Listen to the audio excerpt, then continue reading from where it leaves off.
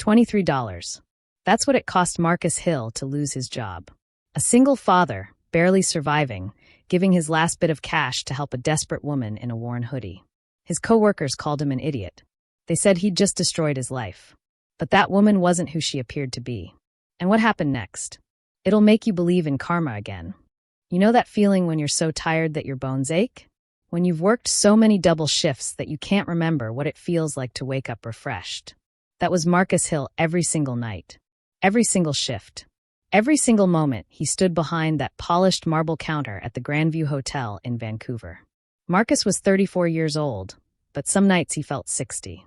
He was a single father to an 8-year-old girl named Sophie.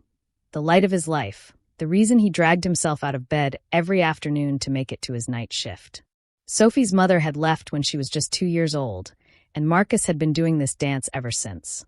Working, parenting, surviving. Barely sleeping. Always worrying. Forever calculating whether he had enough money to cover rent, groceries, and maybe, just maybe, a new pair of shoes for Sophie whose feet seemed to grow every other month. The Grandview Hotel wasn't just any hotel. It was 5-star luxury. Crystal chandeliers. Marble floors so shiny you could see your reflection. The kind of place where a single night's stay cost more than Marcus made in a week. The guests who walked through those revolving doors wore watches that cost more than his car. They carried themselves with a certain confidence, a certain assumption that the world would bend to accommodate them. And usually it did. Marcus didn't resent them. He didn't envy them. He just served them. Smiled politely. Checked them in. Wished them a pleasant stay. He was invisible to most of them, just part of the furniture, another service worker whose name they'd never remember. But his coworkers? That was a different story. Working alongside Marcus on the night shift were 3 other front desk associates. Derek, a guy in his late 20s who wore too much cologne and had opinions about everyone. Vanessa, who was always on her phone and treated anyone without designer luggage like they were invisible. And Jennifer, the senior associate who'd been there for 12 years and believed she ran the place. They had one thing in common. They judged everyone who walked through those doors within the first 3 seconds. Designer bag? Warm smile. Budget hotel confused tourist? Cold stare. Someone who looked like they didn't belong? Forget it. Marcus had learned to tune them out. He'd learned to do his job quietly, keep his head down, and just get through each shift so he could go home to Sophie. But this night, this cold Vancouver night in late autumn, everything was about to change. It was nearly midnight when she walked in. The revolving door spun slowly, and a young woman stepped into the lobby. She couldn't have been more than 25, maybe younger. She wore a gray hoodie that had seen better days, the kind with frayed cuffs and a faded logo. Her jeans were worn at the knees, not the fashionable kind of worn, but the kind that comes from actual wear. On her back was a large backpack, stuffed full and heavy, pulling at her shoulders. Her face was what struck Marcus most. She looked exhausted. Not just physically tired, but soul tired. Her eyes were red, like maybe she'd been crying, or maybe she just hadn't slept in days. Her hair was pulled back in a messy ponytail. She approached the desk slowly, almost hesitantly, like she wasn't sure she belonged there. She didn't belong there. At least, that's what Derek thought. "Oh God, here we go," Derek muttered under his breath, just loud enough for Marcus to hear. Vanessa looked up from her phone, sized up the young woman in one dismissive glance, and smirked. The young woman reached the counter.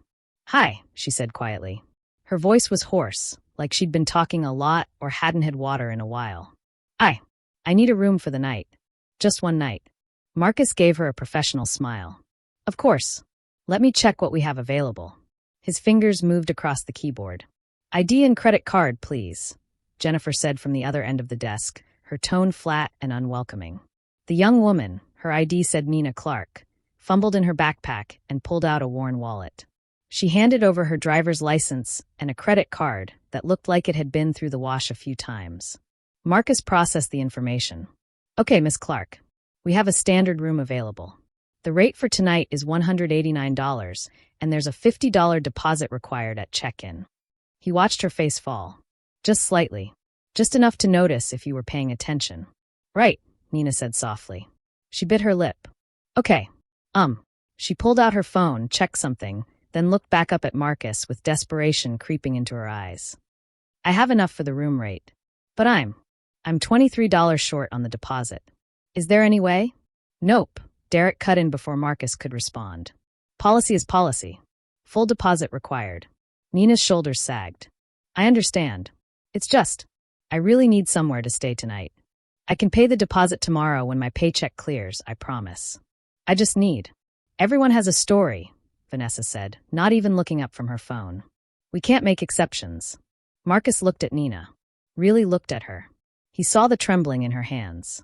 The way she was holding herself together with pure willpower. The backpack that probably held everything she owned. And suddenly, he was 5 years in the past. 5 years ago, Marcus and 3-year-old Sophie had been evicted from their apartment. He'd lost his job 2 months earlier, fallen behind on rent, and the landlord had been patient but not patient forever. They'd had nowhere to go. Marcus's pride had kept him from asking friends for help until it was too late. They'd spent one night in his car, Sophie crying in her car seat, Marcus crying silently in the driver's seat, wondering how he'd failed so completely. He'd driven to a budget motel at 2 a.m., desperate for a bed for his daughter. He'd been $40 short of the room rate.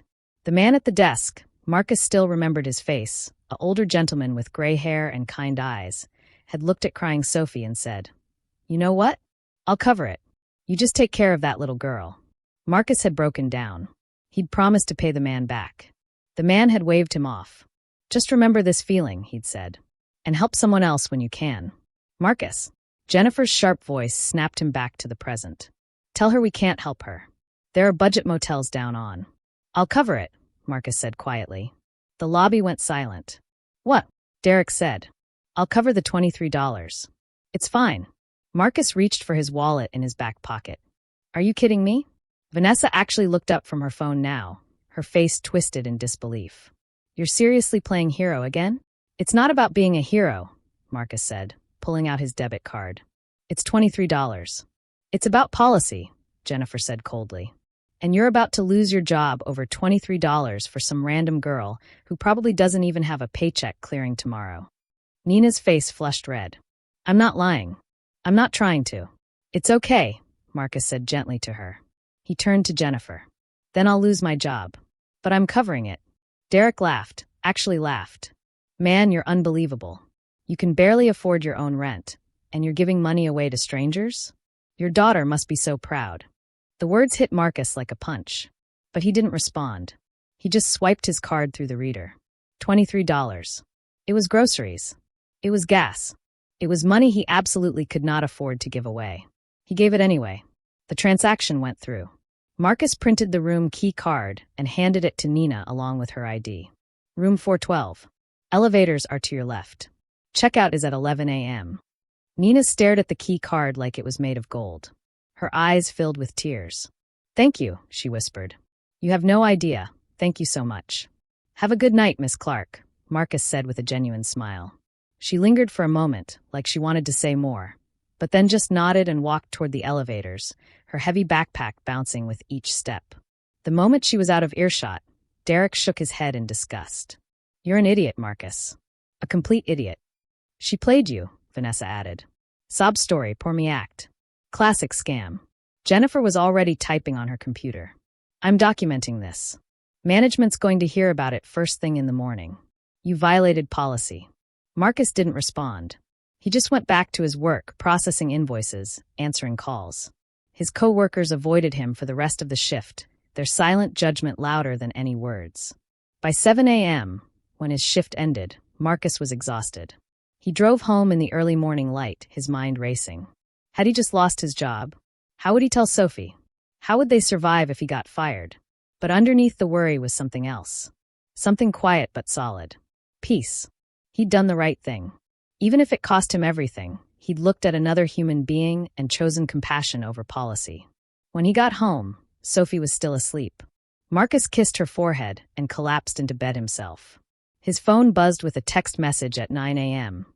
"Marcus Hill, report to hotel management office immediately. Meeting scheduled for 10:30 a.m. His heart sank. This was it. He was about to lose everything. But what Marcus didn't know, what he couldn't possibly have known, was that Nina Clark wasn't who she appeared to be. And the woman he'd helped wasn't the person who needed saving. She was the person who'd come to decide his fate. Marcus stood in front of his bathroom mirror at 9:45 a.m., trying to make himself look presentable. He'd barely slept 2 hours. His eyes were bloodshot. His hands were shaking as he tried to button his shirt. Sophie was at the kitchen table eating cereal, chattering about something that happened at school yesterday, completely unaware that her father's world was about to collapse. How do you tell an 8-year-old that you might lose your job? That you chose to help a stranger and it might cost you everything? Sophie wouldn't understand. Hell, Marcus wasn't sure he understood it himself anymore. In the harsh light of morning, with a termination meeting looming, his act of kindness felt less like courage and more like stupidity. "Daddy, you okay?" Sophie looked up at him with those big brown eyes that saw everything. Marcus forced a smile. "I'm fine, sweetheart. Just tired. Mrs. Patterson is going to pick you up after school today, okay?" "Okay." Sophie went back to her cereal, innocent and trusting that her father had everything under control. Marcus grabbed his keys, kissed his daughter goodbye, and drove to the hotel with dread sitting heavy in his chest. When he walked into the Grandview Hotel at 10:15 a.m., the morning shift was in full swing. The lobby was busy with guests checking out, business people rushing to meetings, tourists planning their day. Everything looked normal. But Marcus felt like he was walking to his own execution. He spotted Derek near the coffee station. Derek saw him, smirked, and whispered something to another co-worker. They both looked at Marcus and laughed. Vanessa walked past him without even acknowledging his existence. Jennifer was at the front desk and gave him a cold, satisfied smile. The look of someone who'd reported a rule breaker and was about to watch them face consequences. The message was clear. They all knew. They all thought he deserved this. Marcus made his way to the administrative wing, down a hallway he'd only walked a handful of times in his 3 years working here. His heart was pounding so hard he could hear it in his ears. The management office was at the end of the hall, behind a heavy wooden door with a brass nameplate that read Executive Offices. He knocked. "Come in," a voice called. Marcus opened the door and stepped into a conference room he'd never seen before. It was elegant, mahogany table, leather chairs, floor-to-ceiling windows overlooking the city. Sitting at the head of the table was Mr. Patterson, the regional manager, a stern man in his 50s who rarely smiled. Next to him was Ms. Chun, the HR director, with a folder open in front of her. Her face was unreadable. "Mr. Hill," Patterson said. "Have a seat." Marcus sat, his legs feeling like they might give out. This was it. He was about to be fired. He tried to prepare himself, tried to figure out what he'd say, how he'd ask for another chance, whether begging would help or just make it worse. "Before we begin," Patterson said, "there's someone else joining us." The door opened behind Marcus. He turned to look, and froze. It was Nina Clark. But she wasn't Nina Clark. Not really. Gone was the worn hoodie and the heavy backpack. She wore a perfectly tailored navy blazer, crisp white blouse, and pressed slacks. Her hair was styled professionally. She wore minimal makeup but looked polished, powerful, completely transformed. She walked into the room with the confident stride of someone who owned not just the room, but the entire building. Which, as it turned out, she did. "Marcus," she said, her voice different now, stronger, clearer, with an authority that hadn't been there last night. "I don't think we've been properly introduced. My name is Eleanor Wright. I'm the new CEO and majority owner of the Grandview Hotel Group." Marcus's brain short-circuited. He couldn't process what he was hearing. CEO? Owner? This was the woman he'd given $23 to last night? The woman his co-workers had mocked? The woman with the worn hoodie and the desperate eyes? Marcus couldn't form words. "I don't what?" Eleanor sat down across from him, her expression serious. "I'm sorry for the deception. But it was necessary." Patterson cleared his throat. "Mr. Hill, 6 weeks ago, Ms. Wright acquired our hotel chain. She's been conducting what she calls empathy audits at each property. She checks in undercover, dressed as someone without status or wealth, to observe how our staff treat guests who don't fit the typical luxury hotel demographic." "I wanted to see the truth," Eleanor said, her eyes fixed on Marcus. "Not the performance people put on when they know the boss is watching. I wanted to see who we really are when we think no one important is looking." Marcus felt like he was underwater. Nothing made sense. "So last night, I walked into this hotel looking exactly like someone who didn't belong here," Eleanor said. "I was exhausted. That part wasn't an act. I'd been traveling for 16 hours.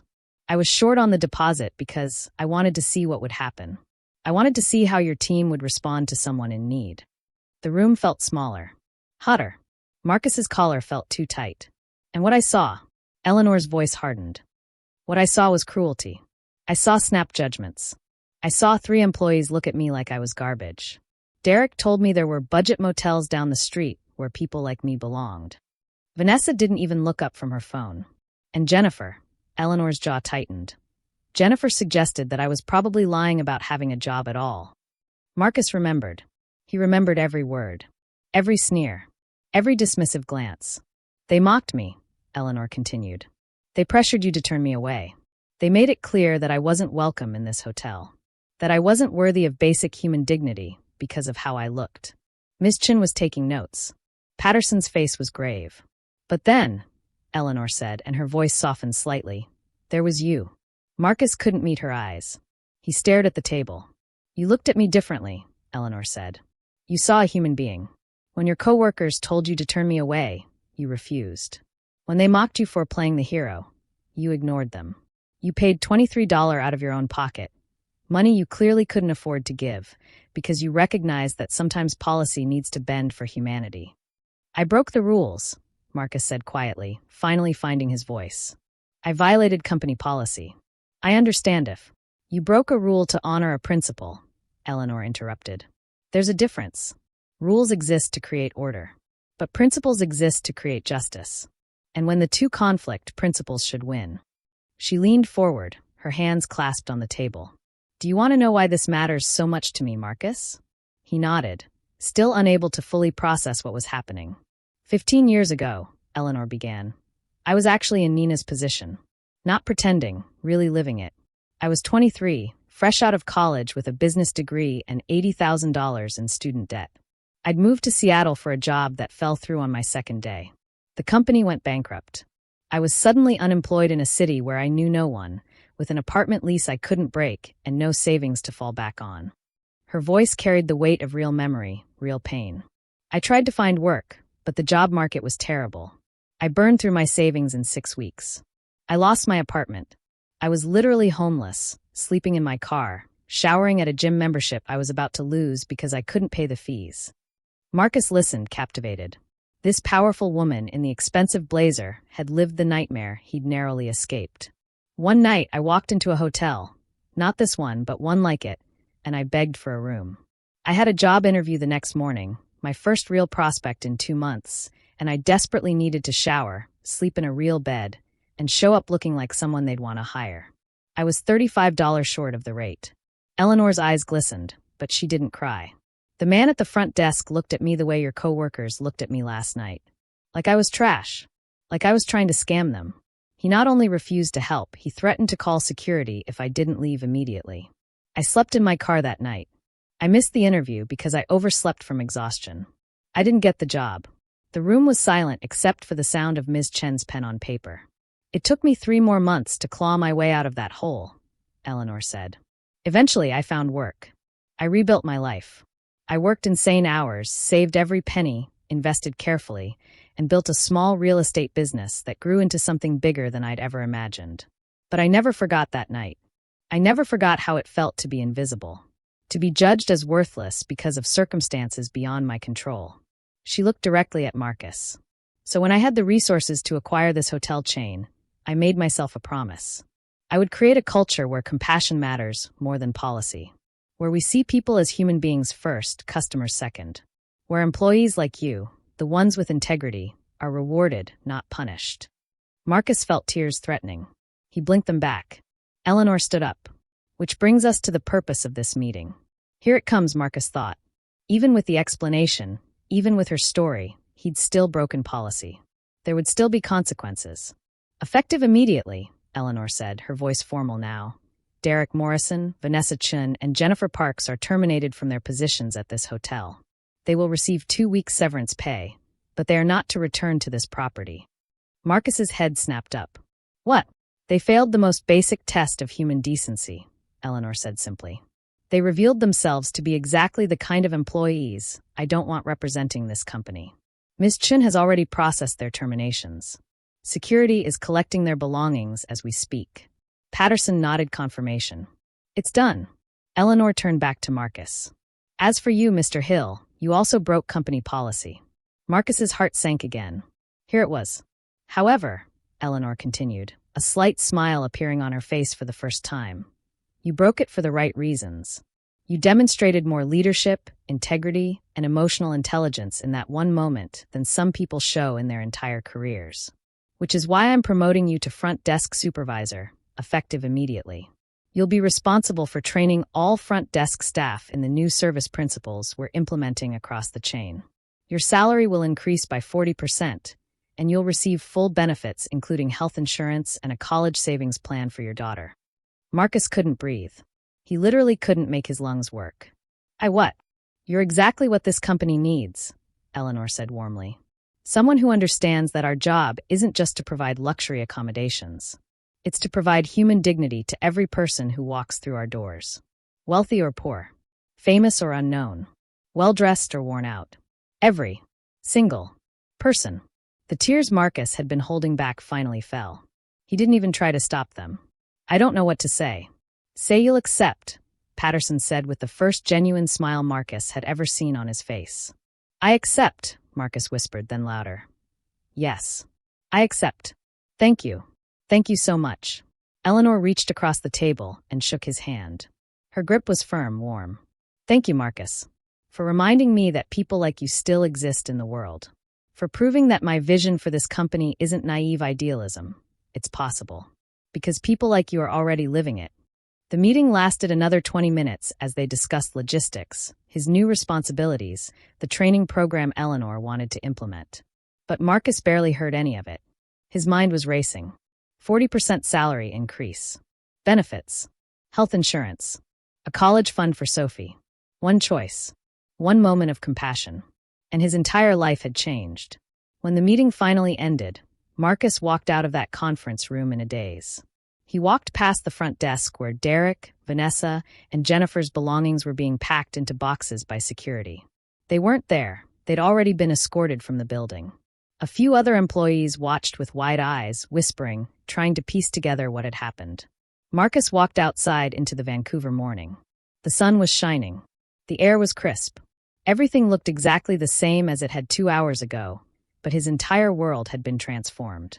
He sat in his car and called the one person he needed to tell. Hello. Sophie's voice came through his car speakers. Mrs. Patterson must have let her answer the phone. Hey, sweetheart, Marcus said, his voice thick with emotion. Daddy, are you crying? Happy tears, baby. Just really happy tears. Did something good happen? Marcus laughed, actually laughed with pure joy. Yeah, Sophie. Something really, really good happened. That evening, after he'd picked up Sophie from school and taken her for ice cream and told her the whole incredible story, Marcus lay in bed thinking about the strange journey of the last 24 hours. He thought about the man with the gray hair who'd helped him 5 years ago. How that one act of kindness had saved Marcus and Sophie, had given them a chance to rebuild. How Marcus had carried that moment with him every day since, waiting for the opportunity to pay it forward. He thought about Nina, Eleanor, standing at his counter in that worn hoodie, testing him without him knowing. What if he'd turned her away? What if he'd listened to his coworkers? His life would be completely different right now. He'd probably be unemployed, scrambling to find another job, falling further behind on bills. But he hadn't turned her away. Despite the pressure. Despite the mockery. Despite knowing he couldn't afford it. He'd chosen to see her humanity over the hotel's policy. And that choice had changed everything. The beautiful irony wasn't lost on Marcus. By risking everything to help someone he thought needed saving, he'd actually saved himself. The test he didn't know he was taking had become the most important moment of his life. Marcus understood something profound now. We're all being tested all the time. Not by undercover CEOs, but by life itself. Every interaction with another human being is an opportunity to choose compassion or judgment, kindness or cruelty. Our true character isn't revealed in the big moments when we know people are watching. It's revealed in the small moments when we think no one important is looking. But someone is always looking. Maybe it's the person we're helping. Maybe it's our children, learning from our example. Maybe it's God, the universe, karma, whatever you believe in. Or maybe it's just our own soul, keeping a record of who we really are when the cameras are off and the stakes seem low. Marcus had passed his test. Not because he wanted a reward, but because he'd remembered what it felt like to be desperate. He'd remembered the stranger who helped him. He'd remembered his humanity. And in remembering, he'd found redemption. 3 months later, Marcus stood in that same lobby training a new group of front desk associates. The Grandview Hotel had become the flagship property for Eleanor's vision of empathy first service. News articles had been written about it. Other hotel chains were taking notice. Eleanor had appeared on podcasts and at conferences, telling the story of an undercover CEO and a night shift worker who chose compassion over policy. Marcus had become a minor celebrity in the hospitality industry. But more importantly, he'd become a leader. He trained his staff differently than anyone had trained him. He taught them to look every guest in the eye, to see past appearances, to remember that everyone has a story, and sometimes we encounter people at their lowest moments, and how we treat them in those moments defines who we are. On this particular morning, a young man approached the desk. He was wearing a stained t-shirt and torn jeans. He carried a garbage bag with his belongings. He looked nervous, embarrassed, defeated. The new associate at the counter, a young woman named Sarah, looked uncertain. She glanced at Marcus as if to ask, "What do I do?" Marcus gave her a gentle nod of encouragement. Sarah turned back to the young man with a warm smile. "Good morning," she said kindly. "How can I help you today?" The young man explained his situation. Recently homeless, just got hired for a construction job that started tomorrow, needed a place to shower and sleep so he could show up looking presentable. He had most of the money but was short on the deposit. Sarah didn't hesitate. "You know what? Don't worry about the deposit. Let's get you checked in." The young man's eyes filled with tears. "Are you serious?" "Completely serious," Sarah said, processing his information. "You've got a job starting tomorrow. That's something to celebrate. We're honored to help you take this next step." Marcus watched from a distance, his chest tight with pride. The culture was changing. The ripple effect was spreading. Sarah hadn't paid out of her own pocket. The hotel had implemented a compassion fund for exactly these situations. But her attitude, her warmth, her choice to see the young man's humanity, that was all her. That was the real change.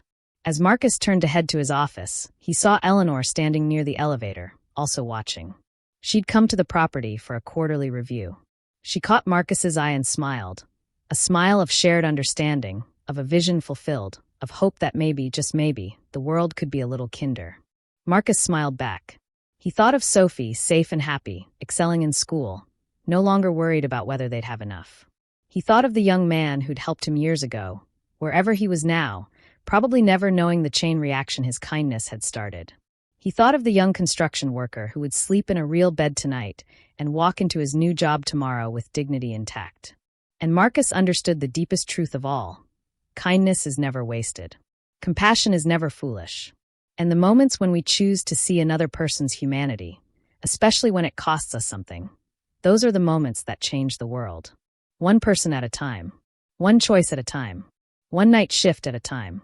This is what it means to be human.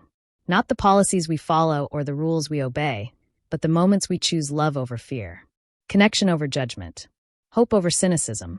Marcus had learned this lesson in the hardest way possible, by nearly losing everything. Sometimes the people we help are the ones sent to save us. Sometimes the smallest act of kindness becomes the biggest moment of our lives. And sometimes when we risk everything to do the right thing, we discover that the right thing was what we needed all along.